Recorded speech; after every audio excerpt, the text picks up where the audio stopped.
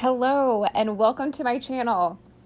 This is a place where I like to talk about my personal experiences and how it relates to a lot of self help and spiritual concepts. I take a lot of reality and I shove it into these ideas to try to bring them into my ultimate truth, which is my experience. Today, I wanted to talk about a topic that is very, very, very, very close to me and something that took me a very long time to figure out. And ultimately, when I did figure it out, it was something that ended up setting me free. So basically, this is about how to have the highest good for yourself and for others, and how to break people-pleasing habits. People-pleasing is great. Not when it goes too far, right? When you start to give up things about yourself or boundaries that we should have for ourselves for other people, that's when people pleasing gets too far. Helping other people feels so good. It genuinely does. It releases wonderful hormones for ourselves, and it really does feel good. And it's why some of us do it a lot. Especially if you grew up in any kind of concept where doing things for yourself is selfish, then it's dangerous to think about yourself, and it's safe to think about and do other things for other people. But we do need to have a boundary. And how do we set ourselves free from this boundary? I'm a very capable person. So when someone would ask me to do something, I would be able to find a way to do it. No matter what. I was a wonderful contortionist in my mind, not in reality. I would just bend my schedule. I would bend my workday. I would do everything I could to get this done for somebody else. And having that purpose feels good. Fulfilling someone else's desires does feel good, but we absolutely need boundaries. If you are people pleasing only, and that is all you're doing, then in reality, if 100% of your time is taken up helping other people, you don't have any time for yourself. You don't have time to put back into yourself. And that's very important to have that balance. You deserve to have your own personal life and desires and to fulfill your own desires. And just know, if you're very, very good at fulfilling other people's desires, once you get this concept and break it, you're going to be a superstar at fulfilling your own desires, and your life is going to change. It's very awesome.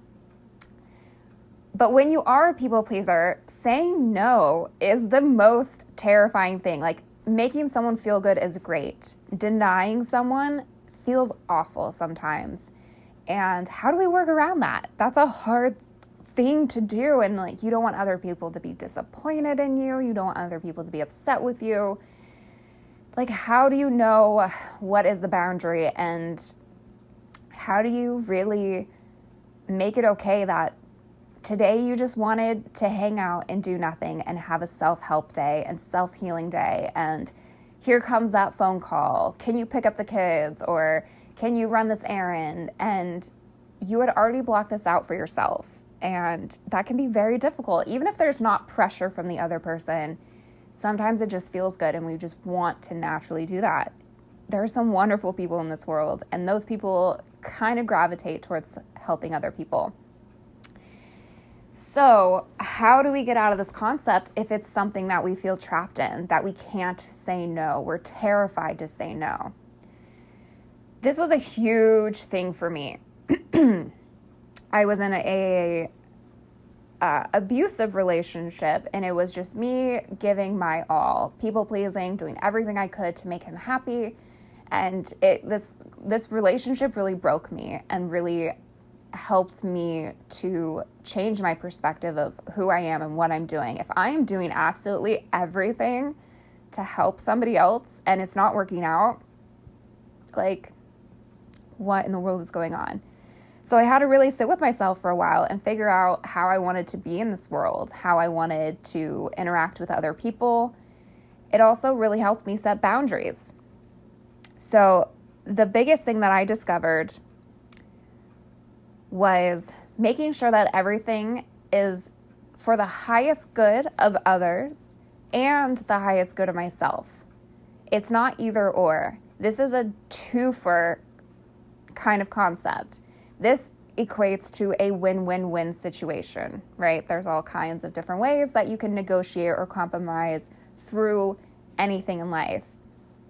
This is the way that I decided to start living my life, and it has given me so much freedom. Making a decision to help somebody else or to help myself has to go through this concept of, is it in the highest good for the other person? And is it also within the highest good for me? Because as other people pleasers know, it's not always in our best interest to help other people and to say yes. Sometimes we really do need to say no. A perfect example of this is somebody who wants to spend time with you, someone who's very interested in you and wants to hang out, wants to spend time, but you don't quite feel the same way. And you're a people pleaser, and you know you have the afternoon off, and you know you could definitely give it to them, but you don't really want to, and that person is really hitting you up. They really want to hang out, they really like you, they really want to spend time. That is a very difficult situation to be in because you genuinely have the afternoon off, and you have to say no to this person just simply because you don't want to, like, right? Stay with me here, because there's a lot of people that we go through this. So what it comes down to is, if you are not truly interested in that person, are you going to be able to give them their highest good in that situation? If you were to go hang out with them, are you genuinely going to be happy? Are you genuinely going to be excited? Are you genuinely going to want to be there? And as we've already established, you didn't really want to be there. And is it fair to that person to give them part of your time and not truly all of your time? You know, their highest good is for them to have people around them that genuinely want to be there and that are going to have a great attitude about it. For me in this situation, I realized if I were to continue to hang out with this person who really wants to hang out with me and is a nice person, I'm going to get resentful. And I could already tell, like, I was already annoyed that he was texting me all the time wanting to hang out. And it was platonic, so it wasn't romantic. There wasn't that extra pressure in there. And that's a hard thing too. Like, how do you say no to a friend who wants to be your friend? But I wasn't feeling it. It wasn't right for me. And I felt myself starting to get annoyed. I felt myself starting to get resentful because I was already trying to figure out how to schedule him in to my week and my days. And that was stressful for me because I didn't want to do it. And I realized, hanging out with this person is not for my highest good. I don't want to do it. It's not something I want. And pressuring myself to do it is also proving to not be very good for me because I'm getting stressed out and I don't want to be rude to this person. And I feel like my patience and all of that was starting to get lower and lower and lower. So coming back to this concept, that person's highest good and my highest good, what's the right decision? I could easily just ignore myself and give that person what they wanted. They wanted to hang out. That could have been easy. My highest good would have been to not hang out with that person. It's not what I wanted to do, and I needed to honor that. And that person deserves better than for me to hang out with them when I'm not truly in it. And I might get sassy, and I might, just all the things that happen when you get resentful because you don't want to do something.